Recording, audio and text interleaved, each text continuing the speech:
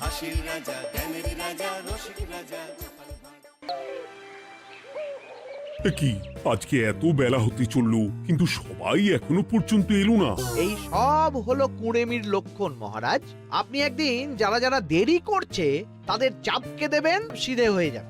আর বলবেন না মহারাজ, আজকে গিন্নি কাঁচা লঙ্কা দিয়ে কুচো চিংড়ির ঝালটা যা বানিয়েছিল না, খেতে খেতে দেরি হয়ে গেল। গোলগাপ্পি দেওয়ার আর জায়গা পাও না না? বিশ্বাস করুন, সত্যি খুব ভালো রান্না করেছিল গিন্নি, তাই আবার আরেক হাঁড়ি ভাত চড়াতে বললাম।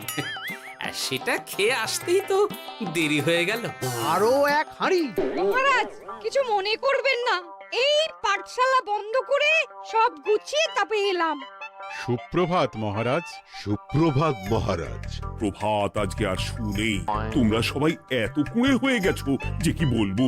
মহারাজ, এই কুঁড়েমির আসল কারণ হচ্ছে চর্বি। কথায় আছে, যত বেশি চর্বি তত তাড়াতাড়ি মরবি। আপনি কি বলতে চাইছেন মন্ত্রী মশাই, যে আমি তাড়াতাড়ি মরে যাব আর আপনি মজা দেখবেন? ঠাকুর ঘরে কে, আমি তো কলা খাইনি ব্যাপার হয়ে গেল। গোপালের একদম মোক্ষম জায়গায় আঘাত লেগেছে, যাকে বলে ওই আঁতে ঘা। তুমি বেশি কথা বলো না বৈদ্য, ছুঁচ করে চালুনির বিচার। হ্যাঁ, বৈদ্য তো দেরি করেই এসেছে। আমার মনে হয় প্রত্যেককে এমন ভাবে প্রশিক্ষণ দেওয়া দরকার যাতে তারা একটু চনমনে হয়ে ওঠে। হ্যাঁ মহারাজ, তাহলে আগামীকাল থেকেই শুরু হোক ব্যায়াম আর অস্ত্র শিক্ষা। হ্যাঁ, কুঁড়ে থাকলে রাজ্যের কোনো বিপদ আপদেই সভাসদেরা কাজে আসবে না। ঠিক বলেছেন মহারাজ। তাহলে আর দেরি কেন, চলো সবাই এখনই আমরা মাঠে যাই। এই তো মহারাজ ভরপেট খেয়ে এলাম, এখনই মাঠে? ওসব অজুহাত দিয়ে লাভ নেই, চলো চলো চলো।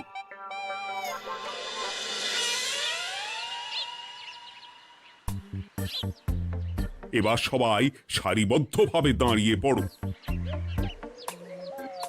এ কি, গোপাল কোথায়? মহারাজ, গোপাল আপনার পিছনে দাঁড়িয়ে আছে, চুপি চুপি। এই এই এই গোপাল, যাও যাও, মাঠের মাঝখানে গিয়ে দাঁড়াও। এই চাঁদি ফাটা রোদে কেন মহারাজ সুস্থ শরীরকে ব্যস্ত করছেন? এইসব বাজে কথা শুনতে চাই না। শুয়ে বসে থেকে শরীরের কি অবস্থা করেছো? শরীরের নাম মহাশয়, যা সবে তাই সয়। তুমি যাবে না, তোমাকে এক্ষুনি বরখাস্ত করব। কি জ্বালা! যেখানে আমার সব কাজ বুদ্ধি দিয়েই হয়ে যায়, সেখানে গায়ের জোরের কি দরকার? হ্যাঁ, এই গোপাল, আমি 1 থেকে 3 অব্দি গুনবো, তারপরে সবাই এই মাঠের ধার বরাবর 5 বার পাক দিয়ে দৌড়বে। ঠিক আছে মহারাজ, আমি প্রস্তুত। আমি রোগাপটকা আছি, কোনো সমস্যাই হবে না। হয়ে গেল। সবাই প্রস্তুত? 1 2 3। কি হলো গোপাল, দৌড়াও দৌড়াও। মহারাজ, এর থেকে বেশি জোরে পারবো না। আই, কে আছো? একটা কঞ্চি দাও। এই সেরেছে। বেশ হয়েছে, বেশ হয়েছে। ব্যাটার এবার চর্বি কমবে। কি হলো গোপাল? হ্যাঁ, হয়ে গেল? হ্যাঁ?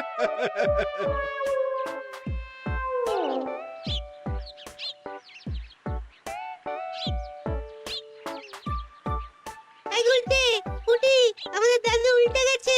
হ্যাঁ, তাই তো দেখছি। চল চল গিয়ে দেখি।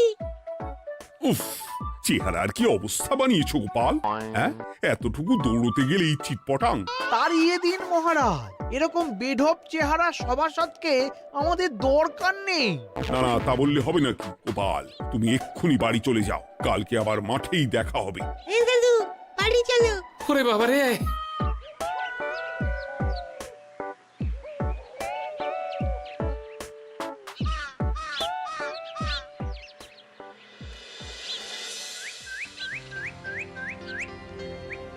আরে ধুর ছাতার মাথা, তখন থেকে জল খেয়েই চলেছ। কি হয়েছে সেটা বলবে তো? শরীর চর্চা হয়েছে, শক্তি খরচা হয়েছে, আর পারছি না। উফ, বাপরে বাপ, কি পায়ে ব্যথা! এই জন্যেই আমি বলি বাপু, একটু বপুটাও নড়াও, কিন্তু কার কথা কে শোনে? ওরে বাবা, অকারণে সুস্থ শরীর ব্যস্ত করবো কেন বলো তো? বেশি নড়াচড়া করলেই আয়ু কমে যায়। তোমার এই বাজে কথা কোন শাস্ত্রে লেখা আছে শুনি? শাস্ত্রে কেন যাব, বাস্তবে জলজ্যান্ত উদাহরণ আছে। আমি মানতে পারছি না। হুম, মানতে পারছি না বললে তো হবে না, তোমাকে মানতেই হবে। বেশ, প্রমাণ করো। আমি যদি তোমাকে প্রমাণ করে দিতে পারি, তাহলে আজ থেকে বাড়ির বাজার দোকান করার দায়িত্বটাও তোমাকেই নিতে হবে। দিদা তুমি তো ফেঁসে যাবে, দাদুর সঙ্গে বাজি লড়বে না। এই বাদ দে তো, তোর দাদু আগে প্রমাণ করুক যে বেশি নড়াচড়া করলে বয়স কমে। হ্যাঁ তাহলে বাজি? হ্যাঁ বাজি। আচ্ছা ঠিক আছে, বেশ। তুমি তুমি একটা পশুর নাম বলো তো, যারা খুব তাড়াতাড়ি দৌড়য়। ঘোড়া, হরিণ, চিতাবাঘ আরো আছে। আচ্ছা, এবার সবচেয়ে আস্তে আস্তে কোন পশু চলে এরকম একটা পশুর উদাহরণ দাও। কেন কচ্ছপ? এই তো পেয়ে গেছে উত্তর। এবার তুমি বলো তো, কচ্ছপ কত বছর বাঁচে, আর ঘোড়া, হরিণ, চিতাবাঘ এরা কত বছর বাঁচে? চিতাবাঘ, ঘোড়া কেউই 30 বছরের বেশি বাঁচে না, কিন্তু কচ্ছপ 300 বছরও বেঁচে থাকে। হেরেছে, হেরেছে, আমার বউ হেরেছে। উফ, জীবনের কত বড় চাপ নেমে গেল। হ্যাঁ, এই তুমি আমাকে এভাবে হারালে? তখনই বললাম দাদুর সঙ্গে বাজি লড়তে যেও না। নাও এবার খেলা সামলাও।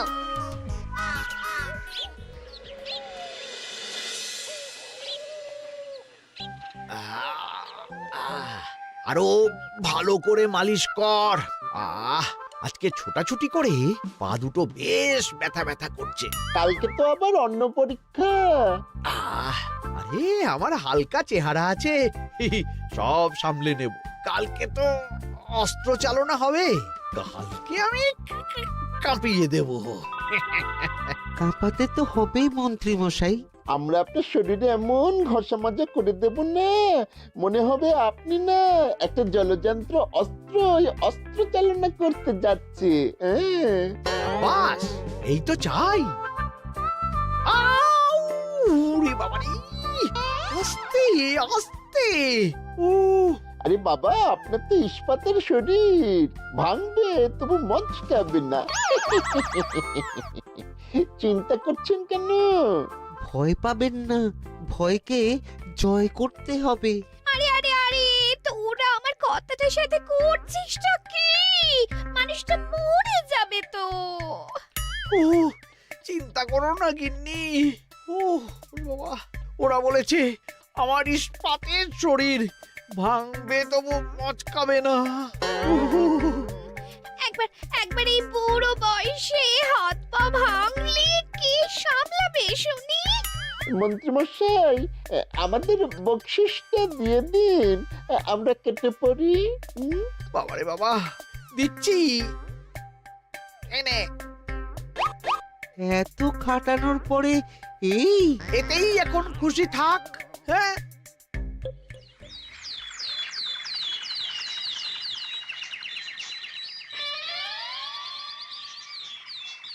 এবার তোমাদের সকলকে অস্ত্র শিক্ষা দেওয়া হবে। উফ, রোজ রোজ কি জ্বালাতনে পড়েছি, বাপরে বাপ। বাবা মা কাউকে ডাকার দরকার নেই, ভালো না লাগলে রাজসভা চাকরি ছেড়ে চলে যাও। মহারাজ, এটা তো উচিত নয়। যে যেটাই পারদর্শী তাকে সেটাই করতে দিন না। একটা বাঁদরকে যদি আপনি বলেন শিকার করে মাংস খেয়ে দেখা, সে কি পারবে মহারাজ? মহারাজ, গোপাল একটু বেশি কথা বলছে, ওকে আপনি বের করে দিন। আমি তোমার কথায় গলবো না গোপাল, তোমাদের সবাইকে এখন অস্ত্র শিক্ষা শিখতেই হবে। কর্তার ইচ্ছায় কর্ম, এখন তো আমার আর কিছুই বলার নেই। তাহলে আর দেরি কেন, তোমরা সবাই একটা করে ঢাল আর একটা করে তলোয়ার তুলে নাও। সেনাপতি, বলুন মহারাজ। তুমি সকলকে অস্ত্র শিক্ষা দেবে, তলোয়ার চালানো শেখাবে। এক এক করে প্রত্যেকে তোমার কাছে যাবে আর এক এক করে তুমি সবাইকে তলোয়ার চালানো শেখাবে। আচ্ছা মহারাজ, তাহলে ওই সবার প্রথমে চলে আসুন মন্ত্রী মশাই। হ্যাঁ, আমি প্রস্তুত। আমার শরীর ইস্পাতের মতো, ভাঙবো তবু মচকাবো না।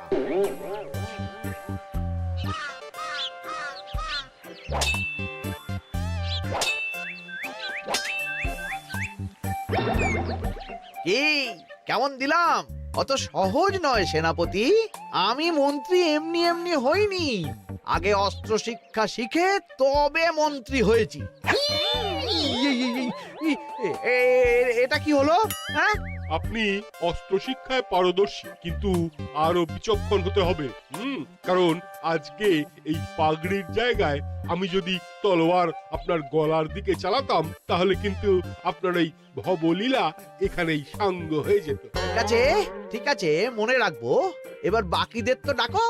হ্যাঁ, এরপরে তলোয়ার চালানো শিখতে আসবে গোপাল। গোপাল দাদু, গোপাল দাদু। বাবা বাবা বাবা, গোপাল তুমি আবার দলবল নিয়ে এসেছো। দেখি তোমার কত দম। গোপাল, তুমি প্রস্তুত হও। হ্যাঁ হ্যাঁ, আমি প্রস্তুত। ওরে বাবারে, এ তো ভয়ানক চাপের কাজ, আমাকে বেশ বেগ পেতে হচ্ছে। সামলাও গোপাল।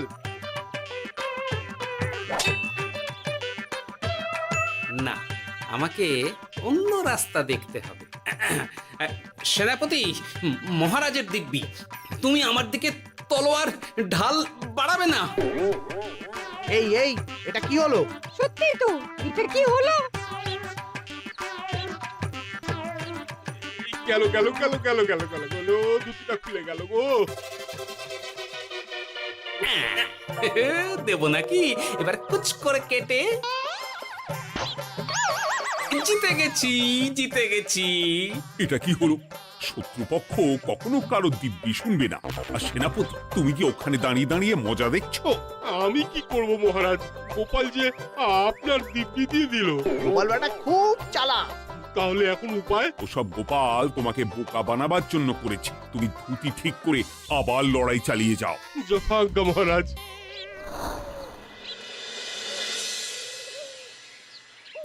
কিরে ন্যাপলা, তোদের দিদা আমার জন্য কি রান্না করে পাঠিয়েছে রে? এই তো ভাত, আলু সেদ্ধ, এই পুঁই শাকের ঝোল আর রুই মাছের ঝাল। আর তোদের যে তোষক, বিছানার চাদর আনতে বলেছিলাম, এনেছিস তো? ওই তো দাদু, কুটির গুলটে আর বাকিরা সবাই ধরাধরি করে নিয়ে আসছে। ব্যাস, তাহলে তার কোনো চিন্তা নেই। খেয়ে একটা জব্বর ঘুম দেব, কারণ এখানে যা রঙ্গ দেখছি তাতে বিকেল হয়ে যাবে। তলোয়ার শিক্ষা আজকের মতন এটুকুই থাক। এবার শুরু হবে বল্লম শিক্ষা। সবাই আবার আগের মতন সারিবদ্ধভাবে দাঁড়িয়ে পড়ো। আহ, তোদের দিদা পুঁই শাকটা কিন্তু বেশ জব্বর বানিয়েছে। তোদের দিদার হাতের রান্নার কোনো তুলনাই নেই। আহা, কি স্বাদ! এ কি, গোপাল আবার কোথায় গেল? এই তো মহারাজ, আমি এখানে ওই পুঁইয়ের ঝোল আর রুইয়ের ছাল দিয়ে ভাত খাচ্ছি। এসব কি মাঠের মধ্যে খাওয়া? আরে শরীরটাকে তো রাখতে হবে। তাড়াতাড়ি খেয়ে এইদিকে এসো। আসছি আসছি আসছি।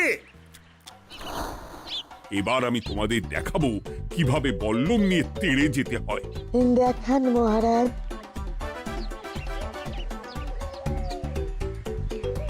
এ তো খুবই সোজা মহারাজ। ঠিক আছে, তাহলে বল্লম নিয়ে তেড়ে যাও দেখি। দিন, আপনার হাতের বল্লমটাই দিন।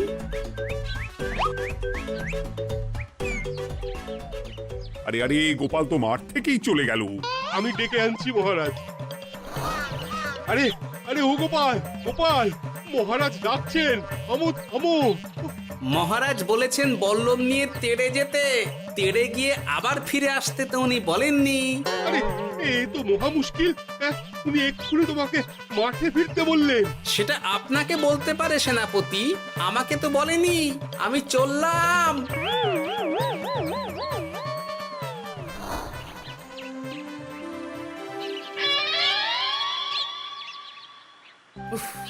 বাবারে বাবা, কি ঝক্কি! অনেক বুদ্ধি করে মাঠ থেকে খাটে চলে এসেছি। আমি আর উঠছি না। এ কি বলি, তোমাদের তো এখন অস্ত্র শিক্ষা নেওয়ার কথা। হ্যাঁ, তোমার বলা নেই, কোয়া নেই, অমনি বাড়ি চলে এলে। আরে বাবা, ওইসব অস্ত্র শিক্ষা মানেই সুস্থ শরীরকে ব্যস্ত করা, অসহ্য খাটনি, অযথা কষ্ট। কষ্ট করলে তবেই কেষ্ট পাওয়া যায়। হ্যাঁ, তোমায় আমি আগেও বুঝিয়েছি, যেখানে বুদ্ধি কথা বলে সেখানে দেহের শক্তি নীরব দর্শক গিন্নি। আরে বাবা, সে না হয় বুঝলাম, কিন্তু মহারাজ তো ভালোর জন্য সবাইকে অস্ত্র শিক্ষা দেওয়ার চেষ্টা করছে না? আরে বাবা, যার যা কাজ তাকে সেটা করালেই পারে। মহারাজ তো সেটা বুঝতেই চাইছেন না। আমি এখন ঘুমো।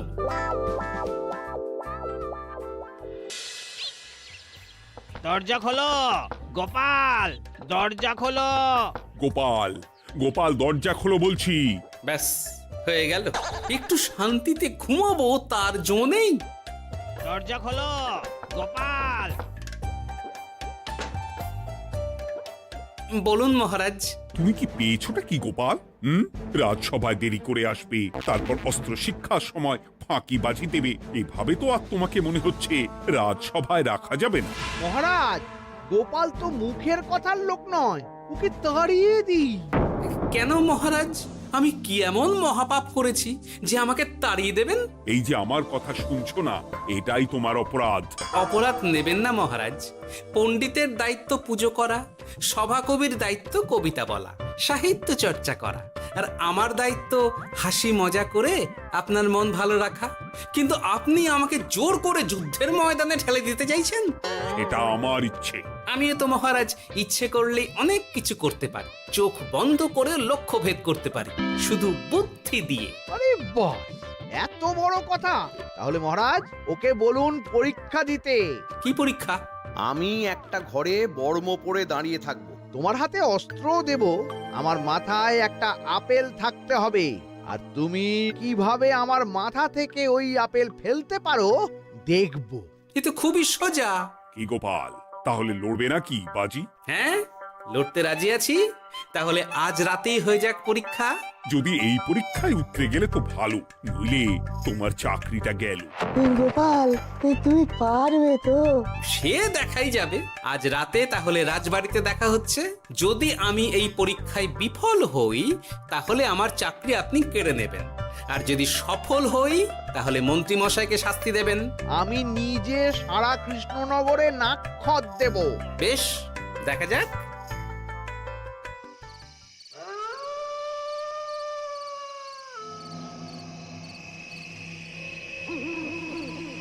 কি মন্ত্রীমশাই, ব্যবস্থা সব ঠিকঠাক হয়েছে তো? হ্যাঁ, এবার শুধু গোপালের পরীক্ষার পালা। আমি তাহলে বাইরে গেলাম, গোপালকে পাঠিয়ে দিচ্ছি।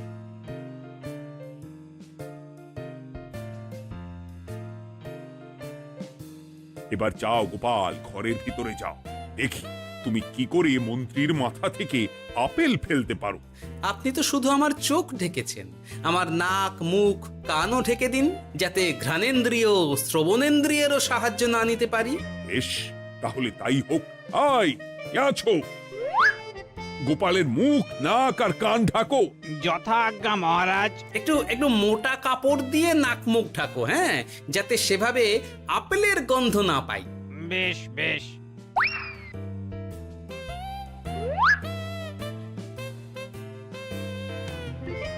যাও গোপাল। গোপাল, এবার তোমার চাকরি গেল। এবার তুমি কি করবে? কি করবে? দৌড় ঝাঁপে ফাঁকিবাজি? হ্যাঁ?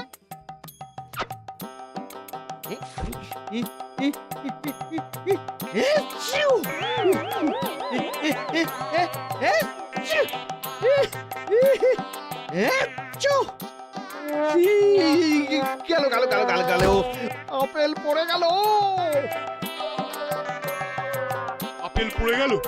মহারাজ, এর মধ্যেই গোপাল আপেল ফেলে দিয়েছে। ঘরের ভেতরে চলো।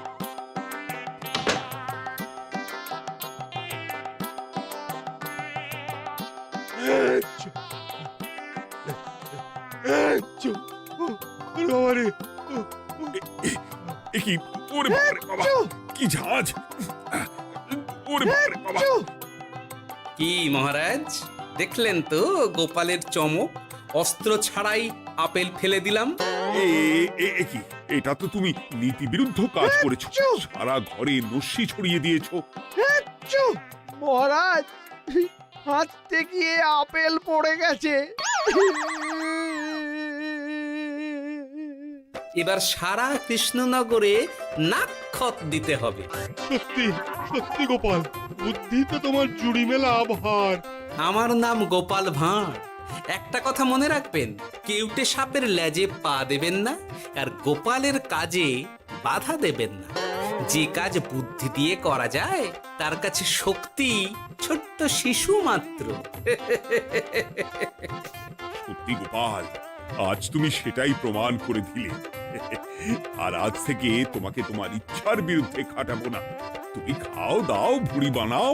যার যা কাজ সে তাই করবে। যেমন এখন মন্ত্রী মশাই নাক্ষত দেবেন। হ্যাঁ, ভুল করে বাজি ধরে ফেলেছি, এখন নিজেই চাপে পড়ে গেলাম। তাহলে আর দেরি কেন? নাক্ষত এখন থেকেই শুরু হোক। কৃষ্ণনগরের রাস্তা শেষ হতে হতে সকাল হয়ে যাবে।